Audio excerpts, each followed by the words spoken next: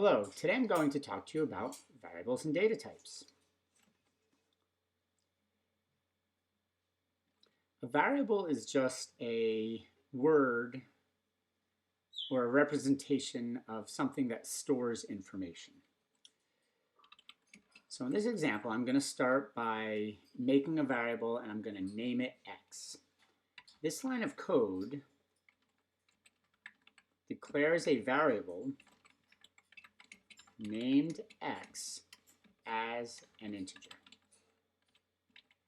So when I say int x, that means I have a variable named x and it's an integer.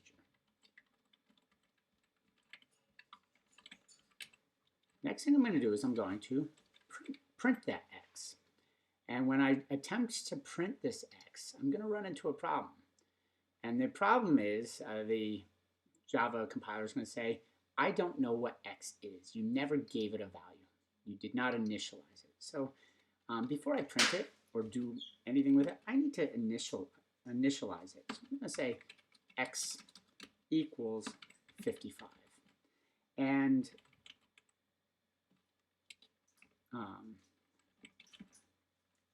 so what I just did there is I initialized x to 55. And so now when x is 55 and I run this, it prints the number 55. And with this, I can 55, I can say x equals x plus 100 more, and 55 plus 100 is going to be 155, and then when I print it, it will show 155. And so I can do basic math operations with this.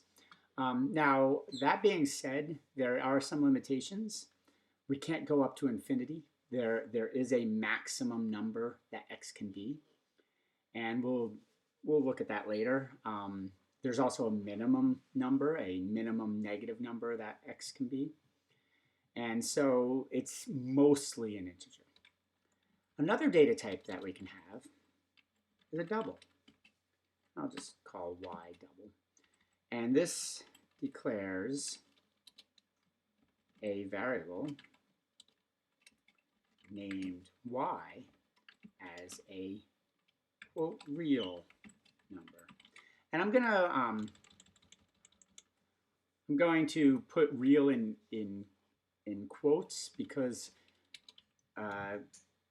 again, real numbers, they can go out an infinite amount of decimals. You know, there are a lot of things that real numbers encompass that doubles don't.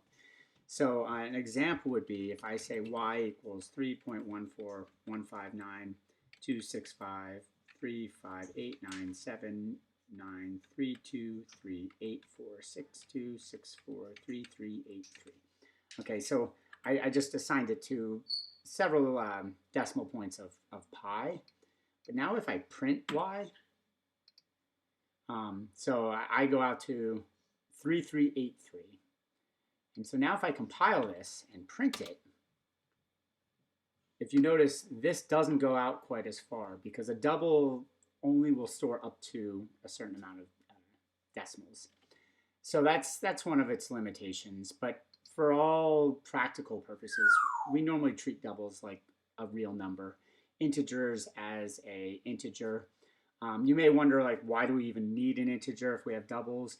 And so one thing we can look at here is I'm going to go over to W3 Schools, which is a fantastic place to look up stuff. I think these guys are one of the best resources on the internet for many programming languages.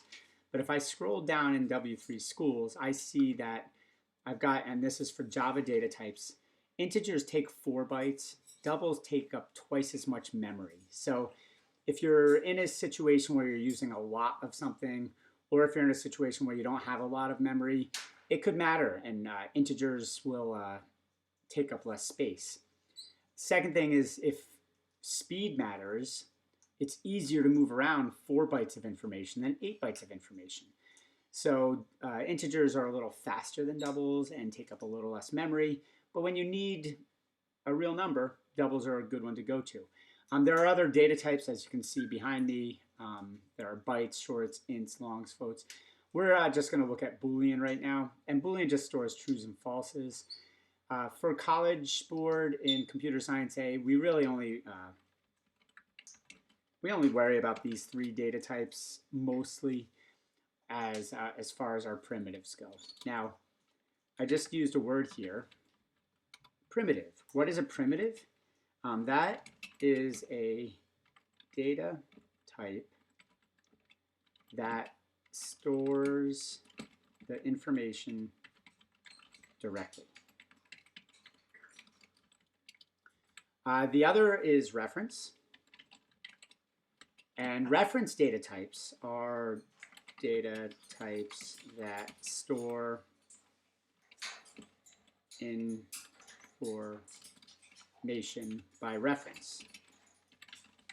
Meaning it stores bigger objects. So like a string, an array, or classes. So these objects, which you'll be learning about through this course, a string could be an entire book of text. It could also be 3 characters. So what happens is a string is stored. What's stored is a memory location, and then that memory location points to the actual string. And so as the string is bigger or shorter, Java can do a lot of handling for you. Arrays are lists of things. They can get huge. They might not be huge. We don't really care when we have them as our variable. We just point to it. We just say, okay, here's a variable. It's pointing to the information somewhere else. And classes are just like we have here. This is called class APCSA. Classes are where we can make our own variables, which we will also get to in the future, possibly in the near future. So Booleans, these can either be true or false. Now, I want to also talk about what can we name our variables. And you can go and Google all of this, but I'm just going to give a couple of examples. You can't have a variable named int. Int's a keyword. So anything that I can't have a variable named class.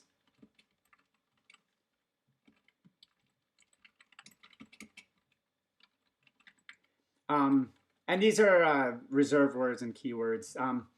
Anything that Java says, hey, this is important, you can't name your variable that important thing.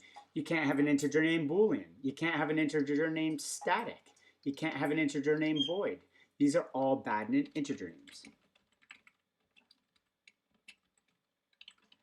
Okay, so those are things you need to stay away from. You also can't have an integer named 31. This is a number. This is not something that we can store things. So you have to store them as words. You also can't have an integer. And when I say integer, you can't have a double. You can't. None of the variables can be named these things. You can't have an integer named 2 words. This looks like 2 variables. So the way we can combine 2 words. So this is go to some good. We could have an integer named 2 underscore words. We could have an integer named 2 inner cap words. Either one works. I would say it's very poor programming if you go back and forth. So pick one that you like and stick with that one. I normally like underscores better, but you can pick whatever you want. Now that I have an integer named 2 words, though, I cannot have another integer named 2 words.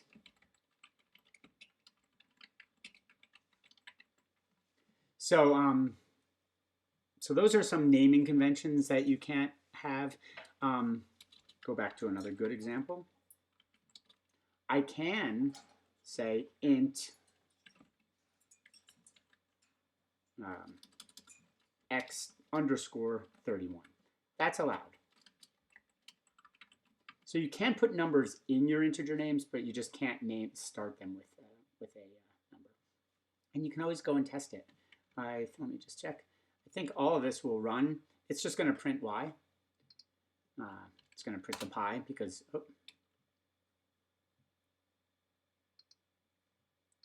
I have to, I've got all my bad variable names in here.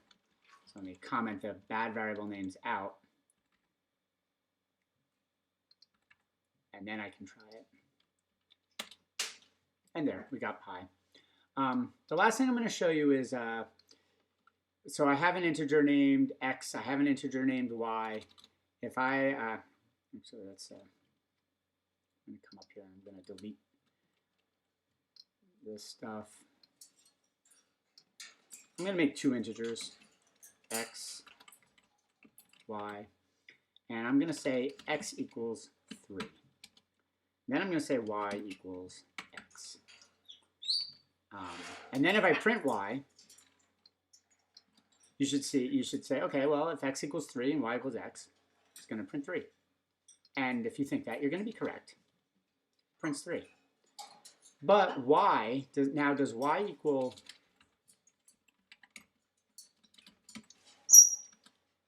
3? Or does y equal x?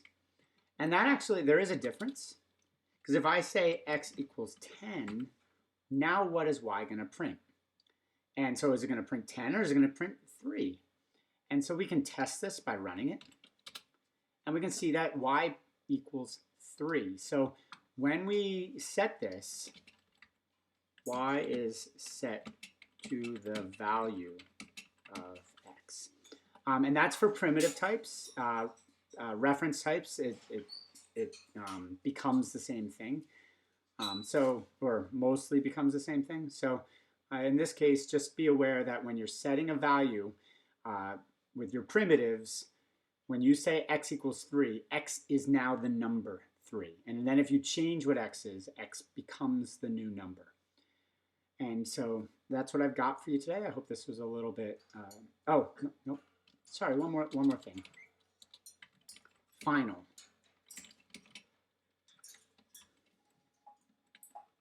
Final is a constant.